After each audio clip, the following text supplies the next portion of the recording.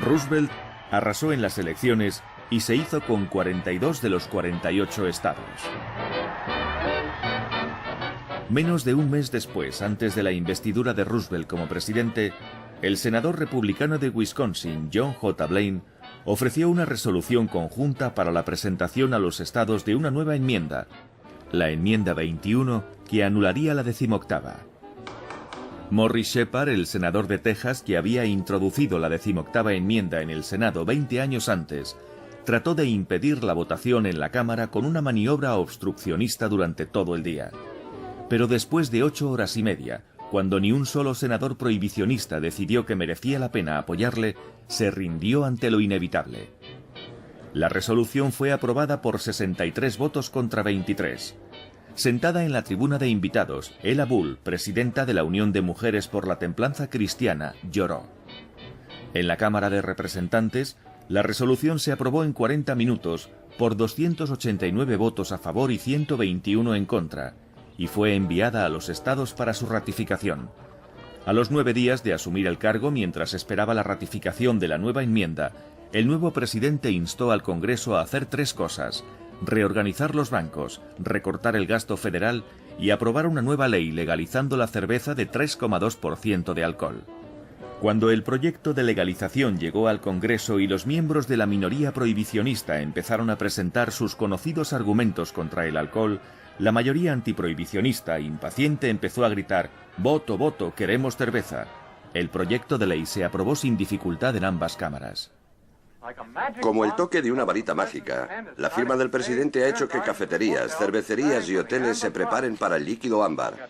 Prepárense para mojar el gaznate y unirse a los cantos de celebración. Un brindis por los buenos tiempos.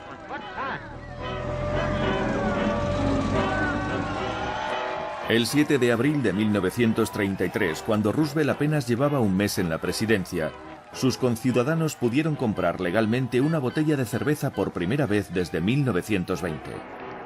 En la ciudad cervecera de St. Louis, en cuanto dieron las campanadas de medianoche, sirenas y silbatos de vapor sonaron por toda la ciudad, y en la avenida Wisconsin de Milwaukee una multitud exultante detuvo el tráfico mientras cantaba Sweet Adeline.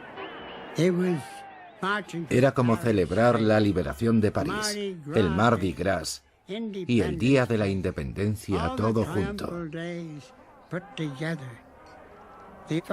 Aquella noche fue la primera vez que bebí alcohol, una cerveza de verdad.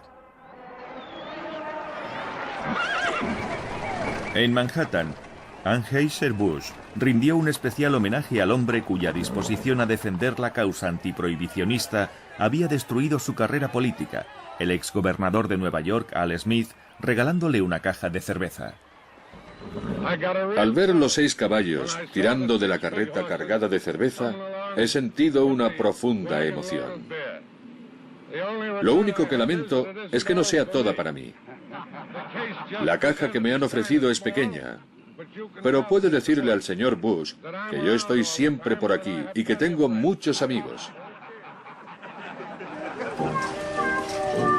La celebración nacional por la aprobación fue tan intensa y duradera que la derogación de la 18ª enmienda en sí resultaría casi decepcionante.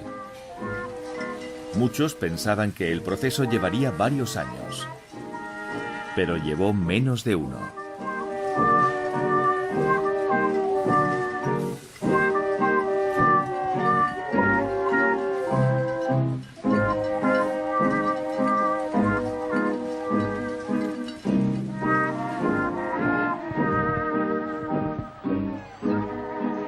El 5 de diciembre de 1933, a las 5:32 de la tarde, hora de la costa este, se derogó por fin la enmienda de la prohibición, 13 años, 10 meses y 18 días después de su entrada en vigor. El periodista H.L. Mencken celebró la ocasión bebiéndose una jarra de agua fría. Era la primera vez que bebía agua en 13 años, declaró.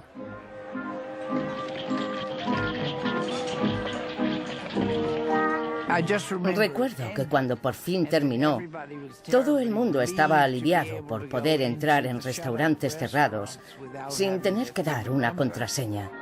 Era la maravillosa sensación de que es mejor confiar en que la gente no beba mucho por propia voluntad que tener una ley que prohíba tener alcohol.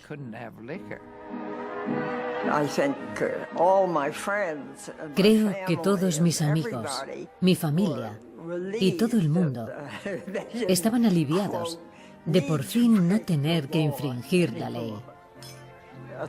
Al menos podías elegir lo que querías.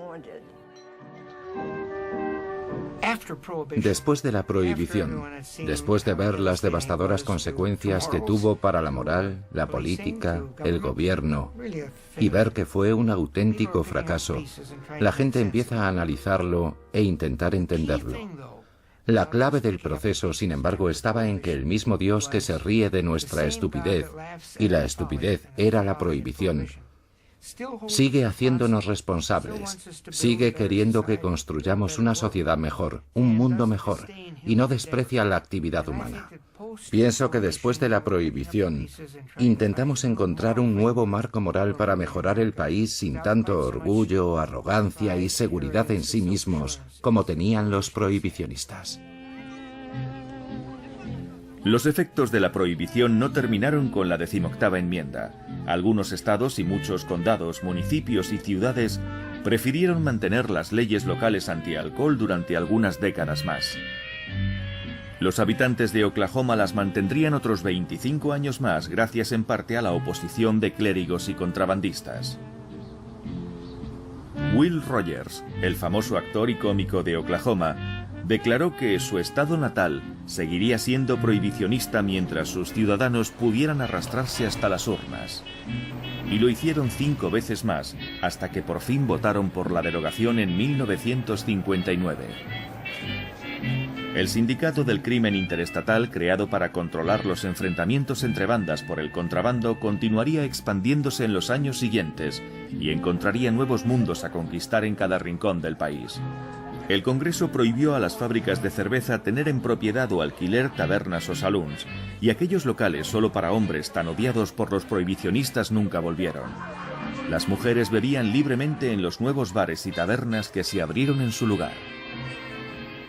El legado más sorprendente de la prohibición es que hoy en día es mucho más difícil beber que cuando estaba prohibido por ley. Cuando algo está permitido, se genera todo un código legal a su alrededor. Horas de cierre, límites de edad, grado de alcohol, venta prohibida en domingo en muchos estados. Durante la ley seca, como no se podía beber, se bebía siempre, y cualquiera podía beber. Solo cuando se legaliza se crea una restricción al hábito de beber. La prohibición redujo durante un tiempo el consumo de alcohol, pero el alcoholismo, la enfermedad que la inspiró, nunca ha desaparecido. El alcohol destruía vidas en 1820 y en 1920, y continúa destruyéndolas en la actualidad. Ningún gobierno ha encontrado la forma de evitarlo. Muchas veces oímos que la gente reaccionó con júbilo a la derogación de la 18ª enmienda. Pero en mi casa no hubo celebración. Mis padres eran los dos alcohólicos. Mi padre fue un alcohólico hasta el día de su muerte. No diré que la causa de su alcoholismo fuera la ley seca, pero desde luego no lo evitó. Para mí, la legalización del alcohol no fue una bendición, sino la continuación de una época terriblemente triste para un niño que se estaba haciendo mayor en este país.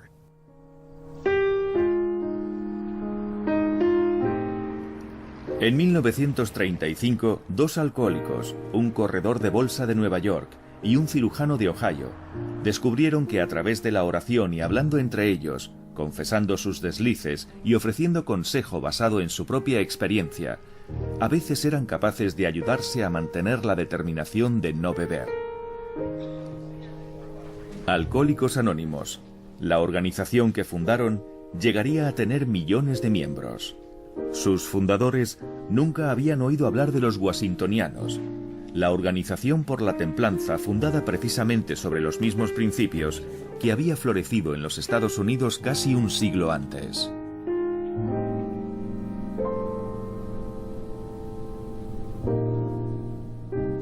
Yo soy un exalcohólico desde hace casi 30 años, pero no soy un prohibicionista, no funciona. Si analizamos la población de los Estados Unidos, de los 300 y pico millones de habitantes, hay un 10% de la población adulta con graves problemas con el alcohol.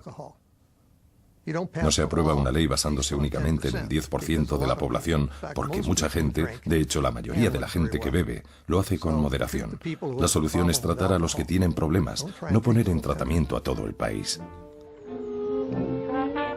A lo largo de los años, ha habido grupos de ciudadanos que han exigido al Congreso enmiendas constitucionales para imponer su versión de la moral al resto de sus conciudadanos.